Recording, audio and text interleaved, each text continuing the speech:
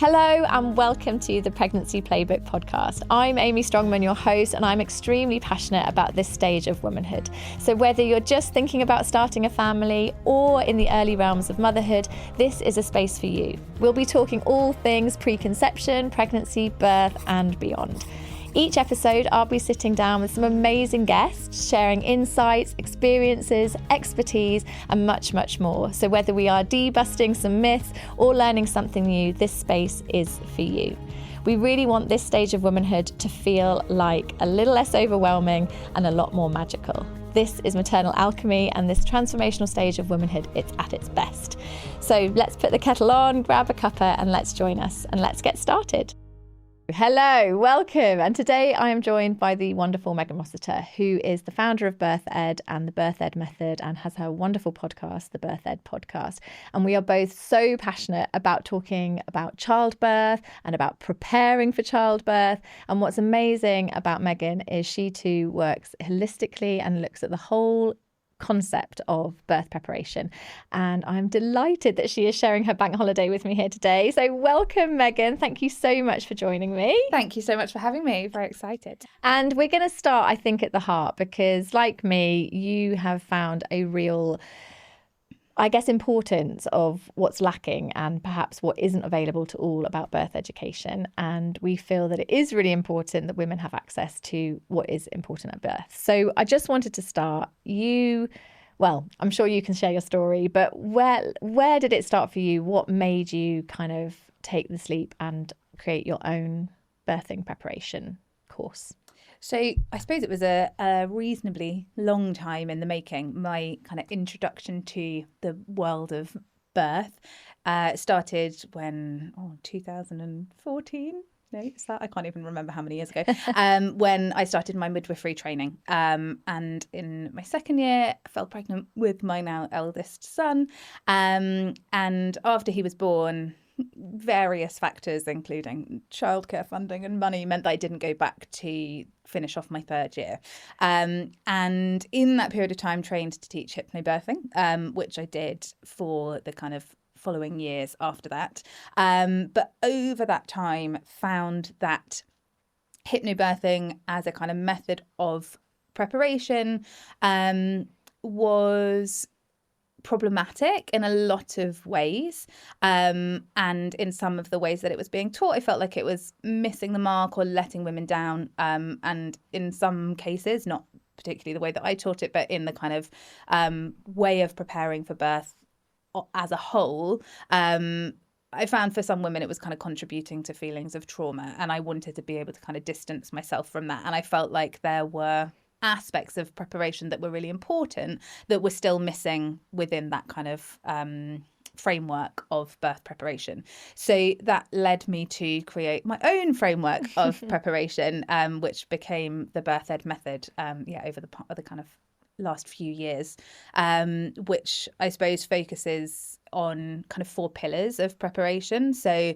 looking at the kind of the choices that you have, the way that you communicate, the mind and the body. So really understanding what's happening in your body from a kind of biological perspective, what's happening in your mind from a kind of mental perspective, what choices you've got, and then how to communicate those choices with the people that are looking after you. And to me, birth preparation is ultimately pointless unless we have all 4 of those pillars kind of prepared for, because one without the other is going to leave us kind of floundering, I think, in a system that isn't always readily going to support what we really need when it comes to giving birth. And it is a game changer when you have like a toolkit, and to be able to voice that and ask questions and feel confident, which is what we need to feel at this wonderful time of creation. We actually, I don't know, sometimes it's arguably, it shouldn't be our responsibility, but at this moment in time, it really is us, and it is the woman that is having the baby and needs to be supportive in all aspects. So actually taking control of that can be really, really powerful.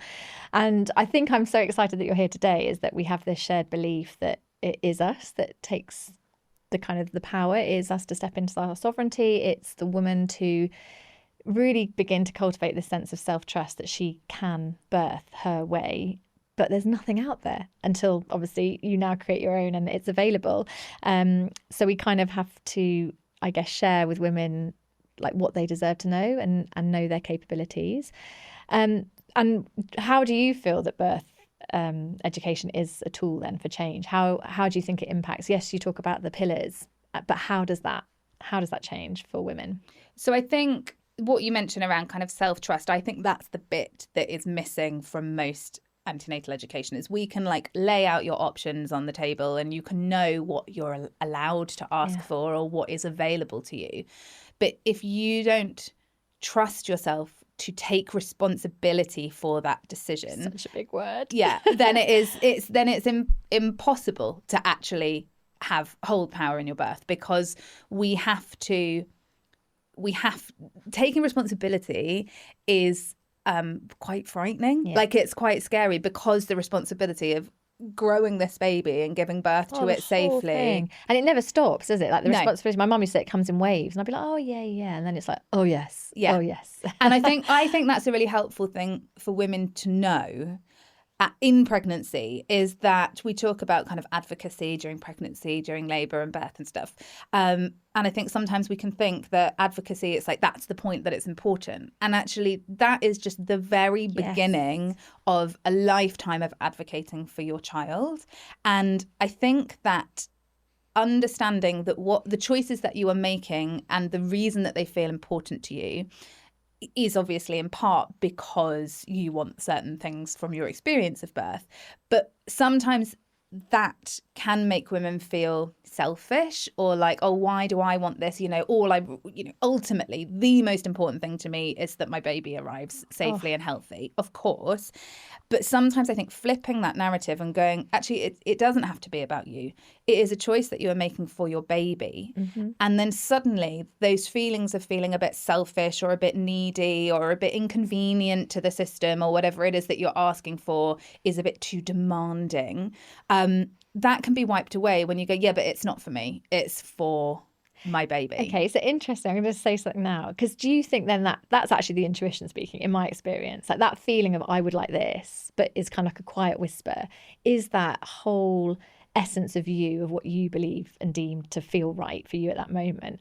And it's so, for my experience, we're just so disconnected. We're just cruising through life at a pace that is unsustainable. And then we're sort of growing a baby. Then we're still working usually when we're pregnant. Then we have the baby. And it's all happening so quickly, we forget that actually we have these deep inner feelings and knowing. I mean, what is it? 75% of women actually want this beautiful natural birth and vaginal birth or whatever it might be. That's an actual state that we all feel. And then it's sort of things happen and unravel and reveal.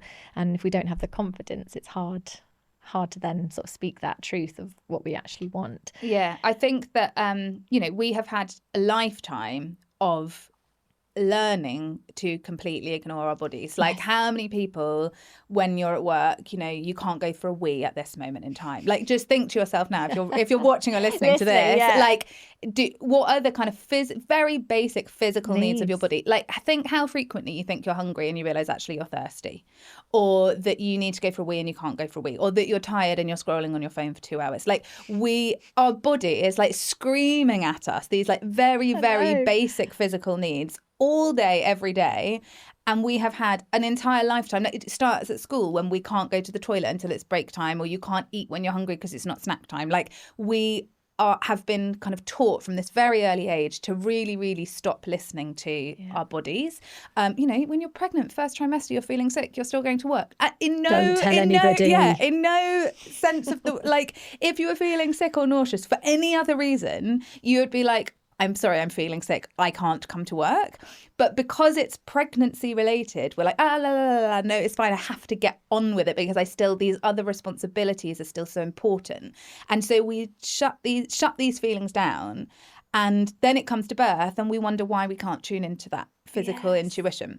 And I think if it isn't something that you've been practicing kind of before you've even got pregnant, pregnancy is like such an important time to start to tune into that and to start to the very first step is just recognizing, if you can't do it, I don't know, you're a teacher and you actually can't go for a wee at this point in time, at least acknowledge to yourself, notice, I need a wee, and tell yourself I need a wee. So then you have like acknowledged that it's a sensation that your body is telling you. And then if you have got the circumstances that allow it, really, really push yourselves to start acting upon the physical communication that your body is giving to you. Like, some things we will do instinctively. If you're sitting uncomfortably, you will move position without even thinking about it. And I think it's starting to recognize how frequently we ignore those things that can help almost kind of train ourselves back into leaning into that intuition. And that is going to help us so much in a kind of a labour. Well, it's communication, right? The body, when you feel a sensation, your body is communicating with you, and it's your choice whether you listen. But you just touched upon the idea of kind of where you're at in your pregnancy. Now, if I look from my experience and I look at the women's bodies as like a season, and pregnancy as a season, and it would be the winter season where you're resourcing and you're kind of gathering all this information. And that's what women need to be, is resource. So the pregnancy is the perfect time to, not 6 months in, not like, I mean, any time is better if anyone's listening and watching, you know, it's never too late. But if you can start it earlier, you're going to just be gathering all the bits, and you'll lose things that perhaps don't resonate with you. And then you'll actually, you know, gain more and more and more. And I just wanted to know, because there's other kind of birth education out there, which is very rigid and starts very negatively. How do you think, or what do you think, I guess, are the biggest gaps in the birth education that's accessible at the moment? Like, traditionally, what's missing? I know you touched upon the kind of the self-trust, but any other big players that are not addressed? I think the kind of biggest issue that I found with birth preparation is that it is very polarized. Like, it is either kind of provided by the maternity system or by people that work very rigidly within the guidelines and realms of the maternity system, and the information provided, whether intentionally or not, is shaping you and guiding you to fit into the demands of a very overstretched and medicalized system. And that kind of offers one side of the perspective, or it's kind of very polarizing in the other side, very rejecting of the maternity system and very kind of putting one type of birth on a pedestal, which can, I think, not necessarily set people up. If that is the kind of birth that they want, they're then thrown into a system that isn't going to support that in any way. And then we wonder why it didn't work. And sometimes we will blame that method of preparation because it was sort of sold as your body's supposed to work. And and it is supposed to work, but not within the realms of what we're putting it into. Mm-hmm. And I think there is a kind of missing bit in the middle. And that was what I wanted to kind of set up, was something that actually really helped women get to grips with their instinct and an understanding of what is going on in their body, and an ability to kind of tune into themselves and trust their instinct and their intuition and the feelings, the physical feelings that they're feeling, that helped them understand how that operates within a modern maternity system in a way that isn't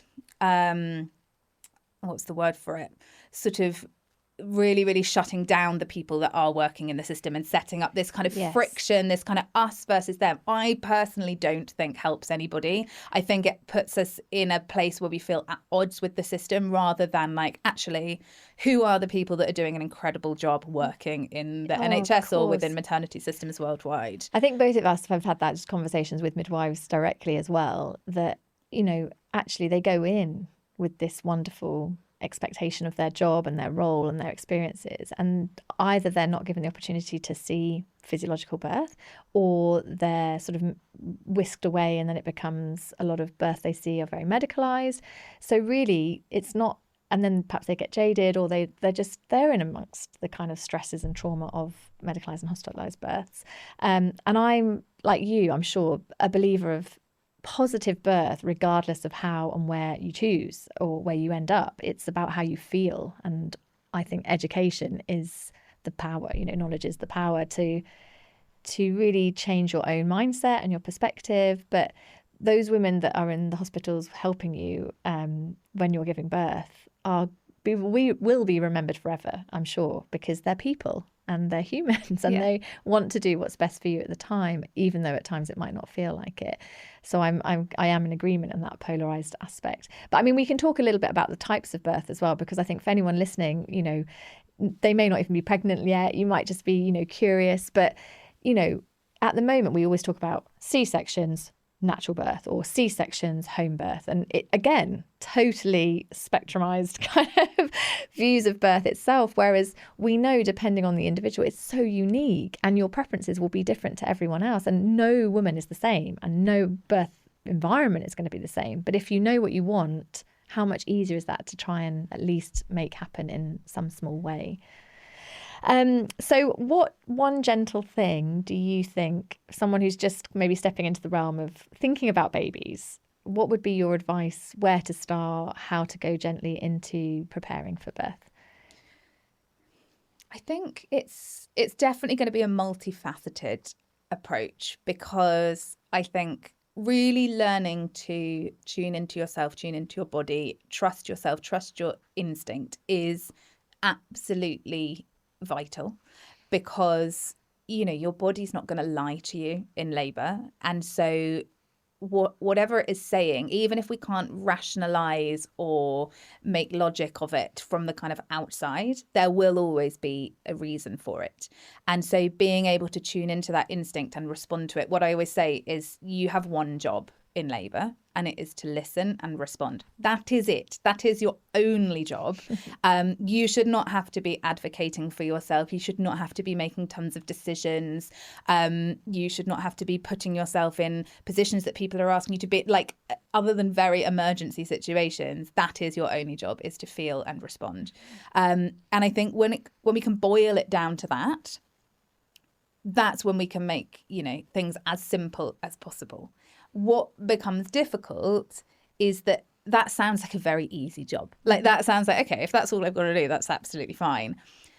What we kind of miss is that whilst we're trying to do that, we're trying to feel and respond, we are going to be, it's like being on this boat and it's sort of being rocked from side to side and you're being thrown all of these other things that try to disrupt you from that mission. Mm-hmm. And I think that, and this is, you mentioned it, it's unfortunate that this has to be your birth preparation, is you need to understand what do the realms of the system that we are trying to do that very simple job within, what does that look like and how do we navigate it? And I think that is massively lacking from most antenatal education, because our job ultimately is simple, but it's a very simple job in very complicated circumstances. And when you can begin to understand what those circumstances are, then you can begin to navigate the choices that you're making, the people that are around you, the places that you are, in order to make a decision that feels right for you in advance. It is complex and it is sort of quite overwhelming, I think. If you were just to find out now, if I was just to find out again that I was pregnant for the first time, I don't know where I would go initially. When we all go to the doctor and be like, oh, I'm pregnant. But I know now some women would choose to have a wild pregnancy and therefore not tell anybody. But the knowledge of your basic physiology, of, even your genitalia and how babies come into the world it's so distant, isn't it, from our day-to-day life? And I think when women, it's about being curious. It's just about asking questions and actually really delving deep. But I think we've got this sort of shame. It's a shame that we have lots of sort of traumatic birth stories more and more that we're hearing about, because the positive ones are kind of quashed and we don't want to say about the really great ones. I mean, I would rave about my home birth till the cows come home, but maybe people don't want to hear that. That's sometimes how I think. But now I tell my clients, tell everyone, Tell anyone you can to find what it's like to birth at home, undisturbed, with your people that you love around you, with your support circle. Because when you know it exists and you know that's a possibility, that's for me like a little glimmer, a glimmer of hope that it is possible. I know you had a wonderful second home birth as well.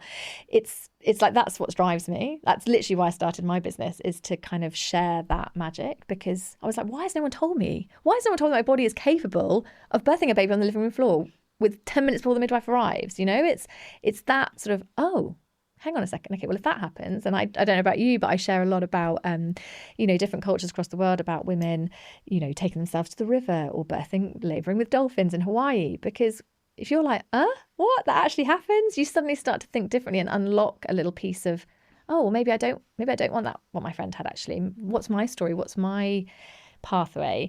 And I was just wondering, have you got a story from a particular couple or whole family, or a woman who has really used birth education to switch maybe her second birth, or really seen that kind of empowered, sovereign birth experience? Yeah, I mean, literally thousands. Loads, I know. But, I knew you were going to say that. But I think, for just going on something that you said a second ago, there's a bit of an irony, I always think, in that we don't actually need to know how birth works in order for birth to work. Correct. Like, you're a 3-year-old child. Nobody's ever given you a lesson on digestion, yet you can eat food and digest it perfectly adequately, and you do it every single day without question.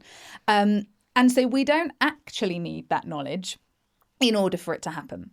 The reason why we do need that knowledge in the 21st century is because of the impact the mindset has on the progress and experience and feeling of birth and the choices that we make around it, because of the weird system that we try to do it in. Like, imagine if every time you needed a poo, somebody made you go to hospital and watch you and like timed you, and if you were taking too long, they were going to interfere. Yeah, so you've got that. And as you mentioned, we've got a kind of whole host of stories. Imagine if everybody told you every single day that they had constipation and diarrhea, and it was like that was the narrative about digestion. You'd be like, oh God, we're really bad at like eating and digesting food. What can I do to make sure that I can do that better? And so that is where we're coming from, which is why the conversation around hormones and the nervous system and the muscles and the biology, that is why we have those conversations. That is why that is important. If you had lived on women that do live on kind of desert islands, indigenous tribes, they are not going to antenatal education classes. They're just not. But they're sharing stories and they've witnessed it. I think that's the difference. It's like they would have been witnessing, and our ancestors too would have been witnessing birth happen. We would have all been there. We would have been the midwives to our friends and our family. Yeah. But when do you ever see? How often? I mean, oh gosh, how grateful I am to have witnessed my friend give birth twice. I mean, honestly, the greatest privilege of my life so far, probably. But it's like, when do we see that? We barely see women breastfeeding. So to think that we can talk about birth in that same way, I know it's crazy. And that is the bit I think that is missing, is that it's that passed down wisdom that goes from generation to generation, from woman to woman, about what, we get very, very hung up in the maternity system about what we call evidence-based care. So being able to make decisions based on scientific research that a doctor or sometimes a midwife has decided is something worthy of researching, and somebody else with money has decided it is worth something funding to research. And if we can understand that that is the kind of basis of evidence-based care, and that's not to say that that information isn't sometimes valuable, but it's to say that that isn't the only bit of information that is valuable. And you can learn so much from speaking to women about, and if you're talking to somebody about their birth story, we're not looking for like a timeline peppered with the number of centimetres dilated their cervix was. That is not helpful. Can I just hear about that? Because when I was at this recent birth, the midwives were filling in the forms after having been. And they're like, so when was she 10 centimetres dilated? They sort of laugh. They're like, well, we don't know, do we? Because we just watched a baby be born. The woman was definitely in labour. It was happening. And I just loved that, because I was like, that just proves exactly why. What does it matter? Some woman could go from 2 to 8. I'm sure I did in about 20 minutes. Yeah. But what is all of this kind of tick But boxes? when we tell our stories, that's what it will be. I got to the hospital, but I was only 2 centimetres dilated. Then I went home, but then I was 4. And it's like that tends to be the kind of running theme. Make it linear of something that is so... Yeah. I mean, I see it like a dance always, but, there's never a straight line to get to a baby being born. And so asking women... But what did it feel like? Like, what was the sensation like? Where did you go in your house? What emotion did you feel? Which bit was really fucking difficult? And how did you manage? Did you panic? Who looked after you? Like, those questions. Amazing. That is amazing. That is gold dust. Anyone watching or listening, that is gold dust. Yes. What did it feel like? Oh, and it's hard. It's hard to have this because we're not used to telling our story like that. When we've had a baby, we go we nail down the medical milestones that happen. Then I had this pain relief. Then this midwife happened. Then I moved to this space. Then this offer happened.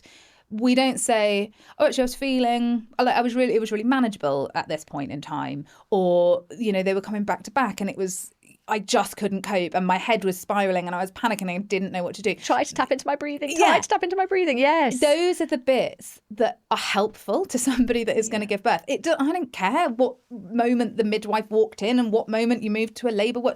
That doesn't shape the way that I would approach my birth. Yeah. But you saying, I was really panicked, and actually, I was speaking to a woman the other day, she was telling me her birth story, and she was saying the only thing that really helped me, I was sitting on the bathroom floor and my forehead was on the ceramic toilet seat. And it was just like really cold and distracting. And it offered me like so much comfort. And you're like, what? That does not appear in a birth story, but I can guarantee that will help somebody else. And those are the little bits, the little kind of tidbits of information that just get awash when we're presented with, well, what pain relief would you like? Do you want this intervention? And it's like a format of decisions that we have to make rather than an emotional and feeling experience that we're going to live through. Well, let's change it now. For anyone listening and watching, don't ever describe your birth experience anymore with numbers and figures and people coming in and out. Let's just think about how it feels and share that message to everyone. I think that is amazing. I think that's the best way to look at it. And those conversations can go, that doesn't have to be, we talk a lot about making sure that you're hearing stories that are those good ones, because our subconscious mind is not tuned into the fact that these exist. But that doesn't mean you can't hear stories of women who were like, actually, my birth was really difficult or went a way that I really wasn't expecting, because there is such wisdom there to be like, okay, so what happened? Like, what decisions did you make? Who was talking to you and what were they saying to you? And how did that affect the decisions that you were making? And because still then we feeling, can, and still feeling too, because I remember having a debrief with one lady, and I've never forgot it, and now I pass it on to everyone. Her biggest thing was that she couldn't piece together the time she'd been from theatre to coming out and being with her baby. And so now I just tell every birth partner, just take photos. Just take photos of every bit along the way that she might not be able to remember. And I would never have known that had she not been able to reflect back and say, I've got this missing puzzle piece. I can't quite figure out where I was.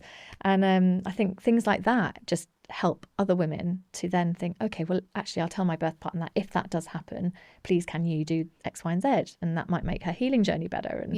And I've got another tidbit that was another couple that I worked with who were in labour, going in to have a baby, and they had. Then this is one that I always share with everybody because I think it's such a nice, really simple thing that you can do.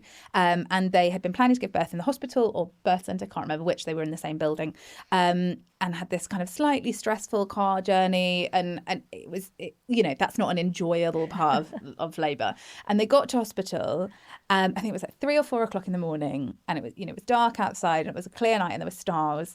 And before they, get out the car, rush in, go to triage, get offered a vaginal examination, blah, blah, blah, blah, all of this stuff that's going to happen, they said they just stopped and they sat on this bench outside the hospital and they looked at the stars and they were like, this is the last time we're going to be like outside as like a two. And the next time we're under this sky, there's going to be 3 of us and we're going to be a family. And you're like, oh my God. And like that. Oh, that's got me. Just taking a moment to acknowledge the massiveness and the kind of, the experience of what you're going through. And we sometimes think that it's got to be this rushed process. We've got to get here.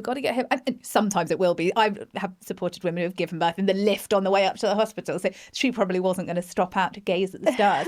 But if there are those opportunities, it's allowing the feeling of what you're experiencing to hold value and to be important, more important than making sure you're in the next hospital room and it's actually giving yourself that space and taking the opportunity. You can do that at any point in birth. You can just say, look, can everybody just go out of the room for a minute and just have a kiss and a cuddle and be like, oh my God, we're going to meet our baby. But it is like that. It's so, I mean, for me, it is spiritual. There is an element, you talk about the pillars, but for me, there is that spiritual element of something that is bigger than us. This is nature at its kind of pinnacle of something we cannot really explain. We still don't know when a baby actually is exactly going to be born, or we don't know exactly when a baby is conceived.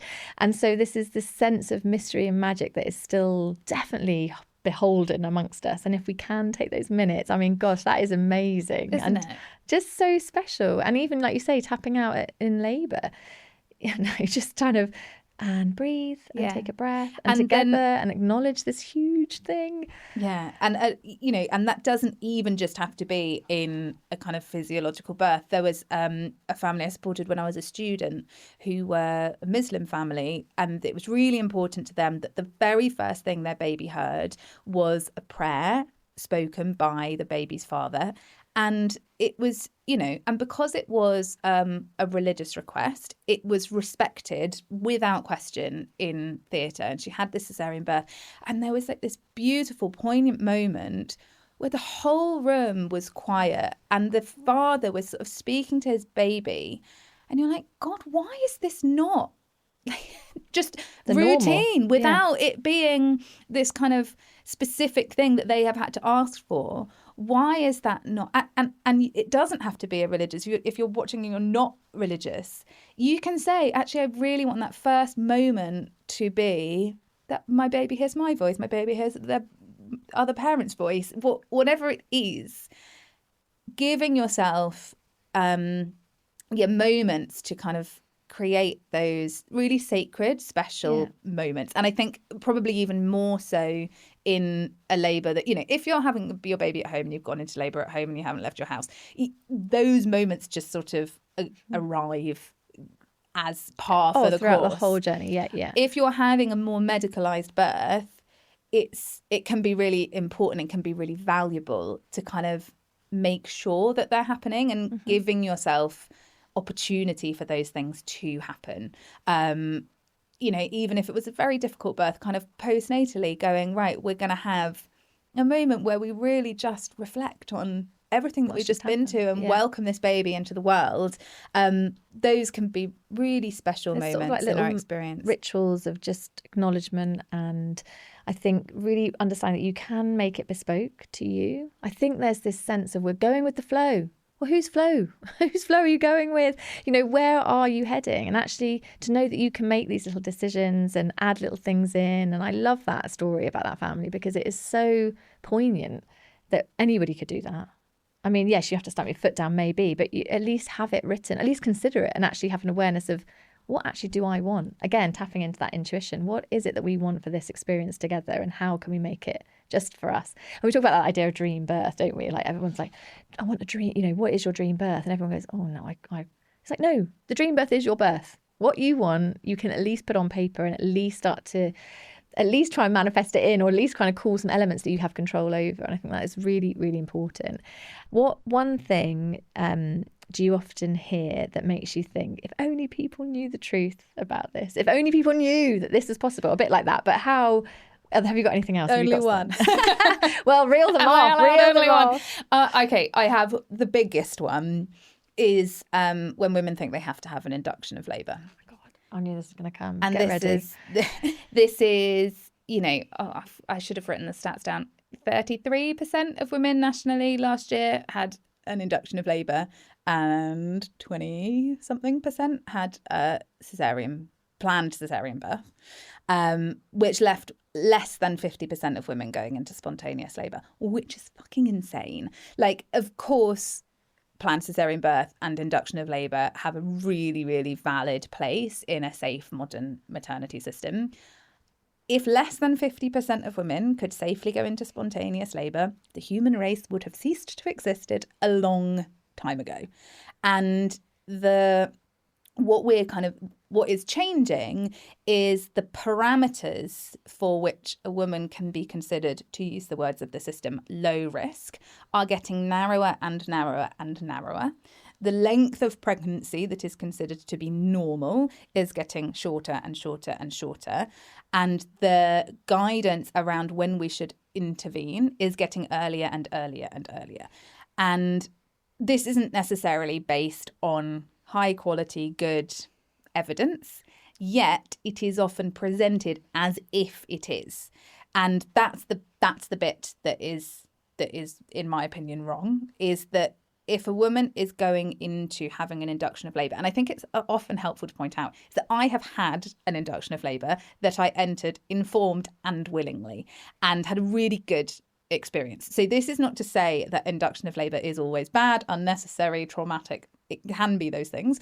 But when women are going in, and number one, they don't actually know what induction of labour involves. So they do not realise what all of the risks of an induction of labour are, or what all of the potential outcomes of an induction of labour are, or what the process is likely to feel like, how long it is going to take, what it is actually going to involve, then they are not entering anything with any form of informed consent, which, by the way, is illegal.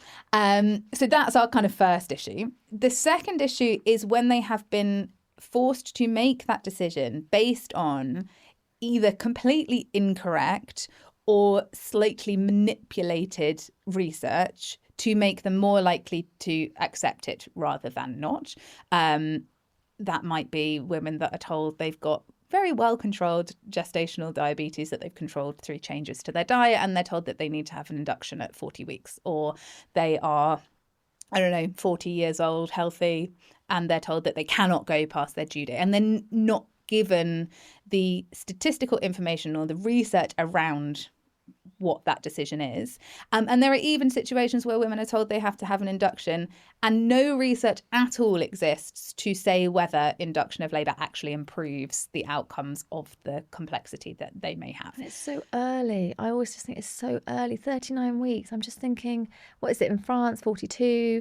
We don't know when babies are ready. We just don't know. And there are complexities of pregnancy where risks do increase, and there are gestations of pregnancy. The further in pregnancy you get, the risk of stillbirth does increase, and it's not to deny those facts. But when women are being told, if you don't have an induction, your baby might die inside of you. Well, obviously you're going to have it. Nobody is going to say no. And so when women are kind of manipulated into making that decision, then it is an issue. And what I personally don't understand is that if women had all of the information, they may still go on to have an induction, but they're much more likely to have a positive experience of it because they knew what they were getting themselves in for. If they go 5 days down the line, your cervix still hasn't dilated, it's time for a cesarean, and they're like, what? Nobody told me that could be a potential outcome. That is so unfair. But if they knew the whole time that actually this process might not work, it might make my baby very unhappy, it might be that I can't cope with it, and actually that a cesarean might be an option, how different is that going into that birth experience? And so that is the kind of, I think the biggest issue is that women don't realise they can say no. They don't realise that they can plan for a multitude of alternatives. The alternative is not just saying no. If you think your baby should be born soon, you could plan for a cesarean birth in the next few days. You could say, actually, I don't want an induction now, but give it a week. Maybe I might change my mind. I actually feel happy with X, Y, and Z stages of the induction, but I don't feel happy with this stage of the induction. And it is not presented like that at all. That you have a choice, And I think that is an absolute failure of our maternity system that is letting down, I would say, almost the majority of women that are giving birth. It's so sad, isn't it? It's such a high percentage of women, having that being offered to them so regularly. And I find it more on my own experience of first-time mums who really put a lot of trust into the care professionals and then tap out of their own how they're feeling, or present an induction but they've been feeling fine. So maybe there is a worry, maybe there is a concern because so-and-so's told me. And I think, it's just that one, it's a once in a lifetime experience. And this is what I really sort of find hard, is that we think it's like just the birth. Let's do the birth prep, we'll focus on the birth and then we're done. But it is so much more than that. And it goes right through to postpartum and your healing stages, the 4th trimester, but it lasts a lifetime. We're never going to forget having a baby.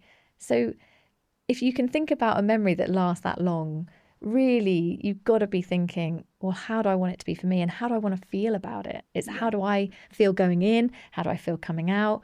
It will impact your mothering. It will impact your relationships. It will impact your relationship with your baby and your bonding. It's not just this, get the baby out of my body. Yeah, it's I think so much bigger. The maternity system has a real insistence on separating conception, pregnancy, birth, feeding, postpartum, parenting, as though they are individual experiences that we just happen to experience simultaneously or kind of one after the other.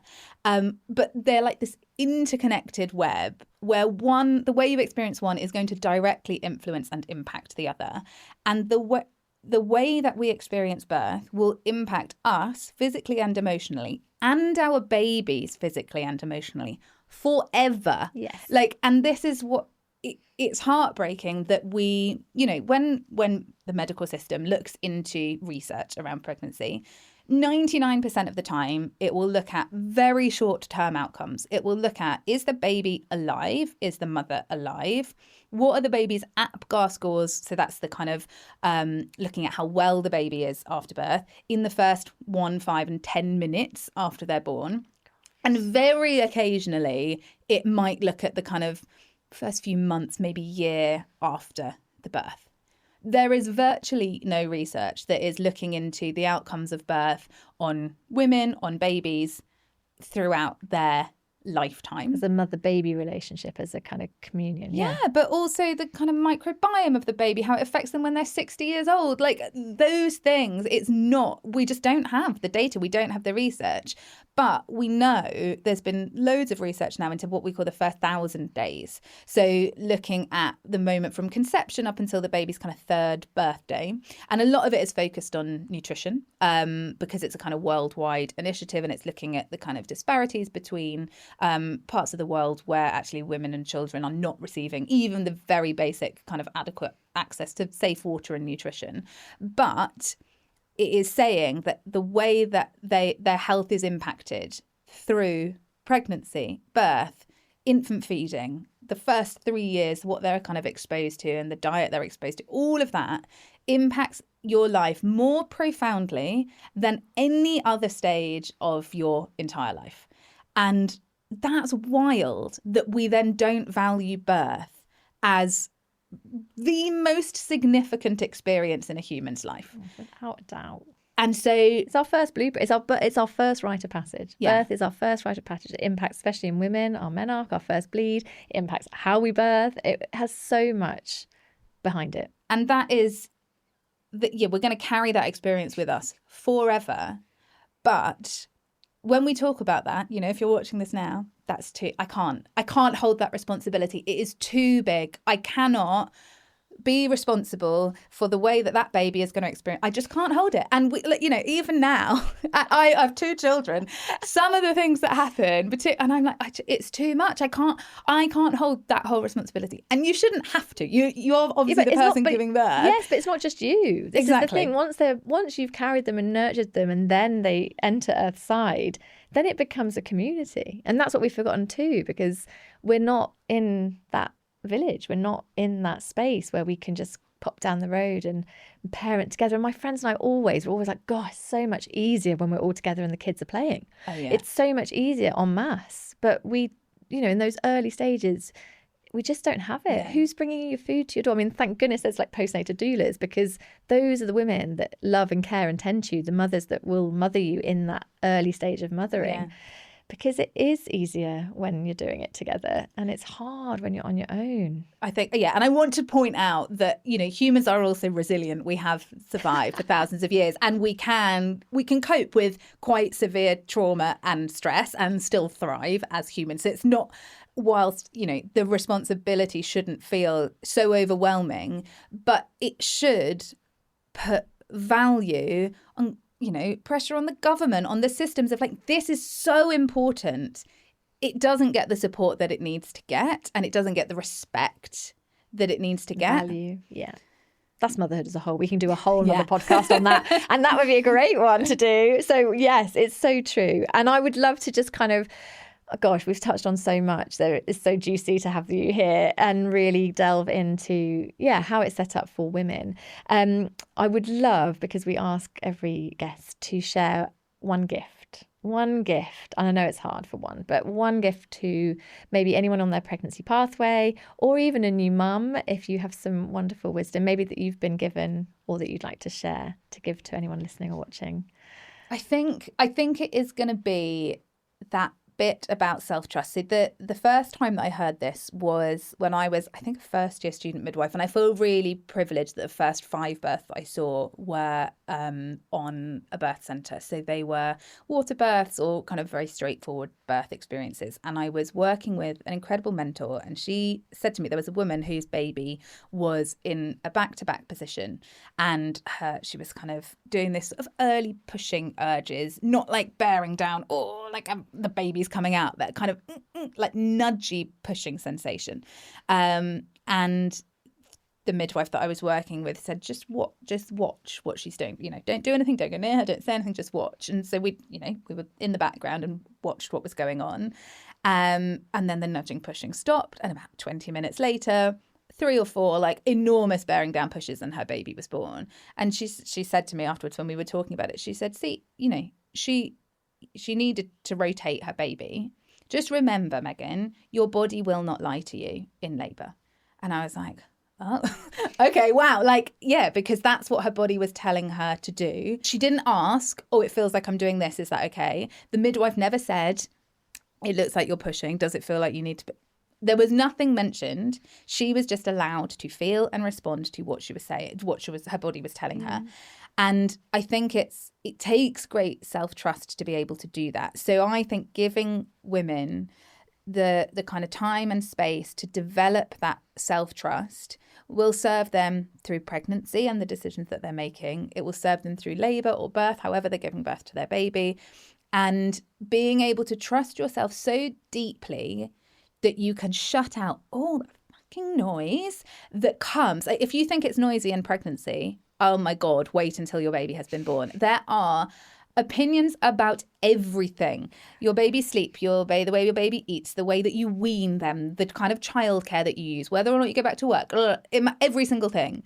And being able to shake the noise of what everybody else is doing, even if it looks like the majority of people are doing something, if your body is saying, I don't think that's right for my individual unique baby, because they are not little robot clones of each other as they are presented to be, believing yourself and your relationship with your baby in your unique family setup is going to serve you so much better than any like manual book or online program or, whatever, like a routine or regime that you should be following.